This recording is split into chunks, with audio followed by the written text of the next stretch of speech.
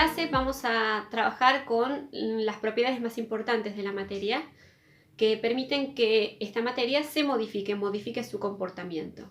Sobre todo se aplican al estado gaseoso, ¿sí? Bien, ya hemos charlado que la ciencia, la física y la química sobre todo, pueden explicarse desde dos niveles de conceptualización, ¿sí? Desde el nivel macroscópico y desde el nivel microscópico. ¿Cuál es el nivel macroscópico? Es el nivel de conceptos y objetos en el cual yo puedo percibir con mis sentidos qué es lo que sucede. Con mis sentidos directamente o a través de un instrumento. Por ejemplo, yo quiero observar un cuerpo, mirar el volumen de un cuerpo, lo puedo observar a través de mis ojos, ¿sí? A través de mi vista.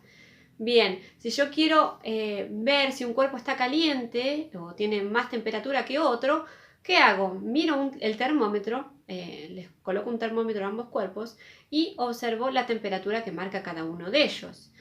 Lo mismo con la presión, que también se puede medir a través de un instrumento, y lo mismo con la masa, ¿sí? Que la puedo medir a través de, por ejemplo, una balanza, que sería el peso en este caso, ¿sí? Bien. Estos son conceptos macroscópicos. La masa, el volumen, la presión y la temperatura son conceptos macroscópicos porque así, a través de mis sentidos yo puedo percibirlos, ¿sí?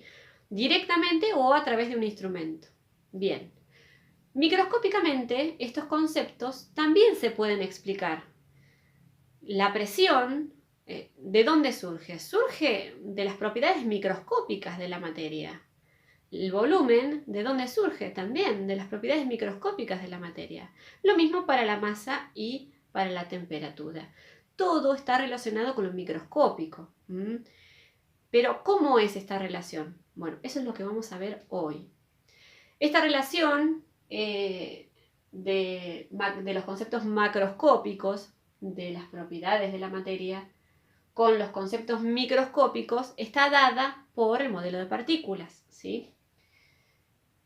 Por ejemplo, en cuanto a la masa macroscópicamente es la cantidad de materia que tiene un cuerpo.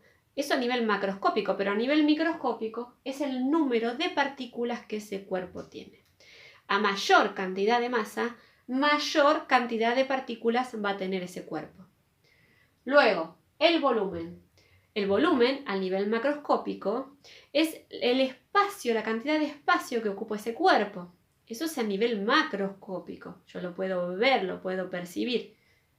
Pero a nivel microscópico es el tamaño de los espacios que hay entre partícula y partícula, que se llaman espacios vacíos, ¿sí? Entre partícula y partícula hemos dicho que no hay nada.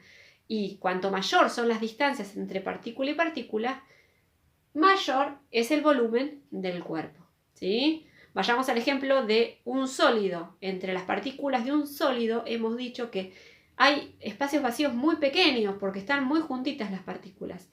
Pero en un gas las partículas están una por un lado y otra por el otro a distancias muy grandes, entonces los espacios vacíos son enormes, por lo tanto el volumen de los gases es mucho mayor, ¿sí? Entonces, al aumentar el volumen, aumentan los espacios que hay entre las partículas. Y al aumentar el espacio que hay entre las partículas, aumenta el volumen del cuerpo. Bien, continuamos con la presión. La presión, macroscópicamente, es la fuerza que se ejerce sobre un área, ¿sí? Eso es lo que percibimos con nuestros sentidos y a través de un instrumento. Pero microscópicamente, ¿de dónde se origina?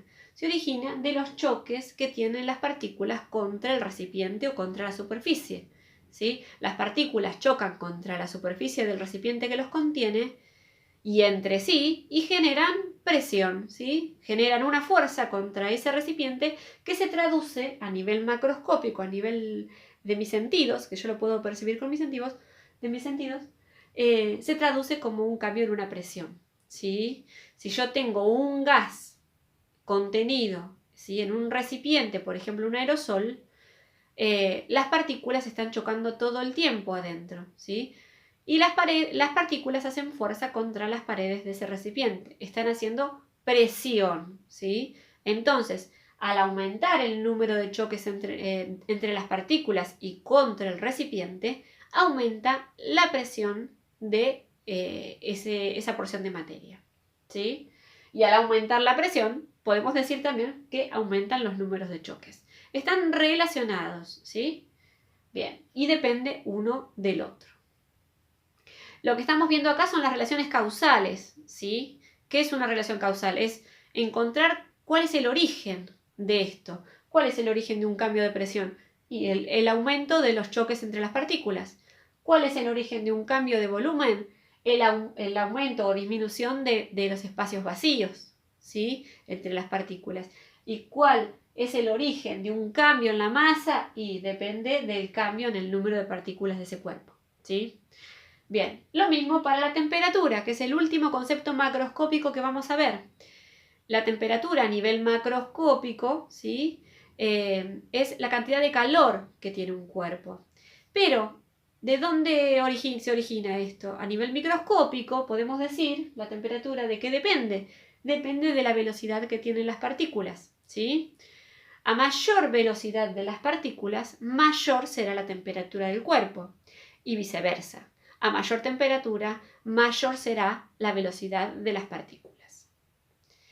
Bien, esta es la relación entre los conceptos macroscópicos y los conceptos microscópicos, ¿sí? A partir de esto, yo puedo explicar los fenómenos cotidianos que se relacionen con estas propiedades, ¿sí? Si yo digo que un globo disminuyó su volumen, entonces puedo decir que los espacios vacíos entre las partículas disminuyeron, ¿sí? Si yo digo que un cuerpo disminuyó su cantidad de masa, en un cuerpo disminuyó la cantidad de masa, puedo decir que el número de partículas de ese cuerpo es menor, ¿sí? Lo mismo con la presión. Si yo observo que una porción de materia tiene una disminución de presión, entonces puedo decir que esa presión bajó porque disminuyeron el número de choques de las partículas contra las paredes del recipiente, ¿sí? Y por último, por ejemplo, si yo observo que un gas aumenta su temperatura, puedo decir, por ejemplo, que esa temperatura aumentó porque la velocidad de las partículas que lo componen aumentó, ¿sí?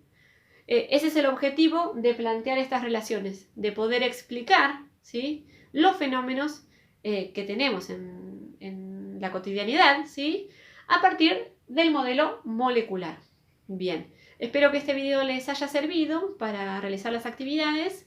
Y bueno, a continuación vamos a seguir con los cambios de estado de la materia y la modificación de estas propiedades.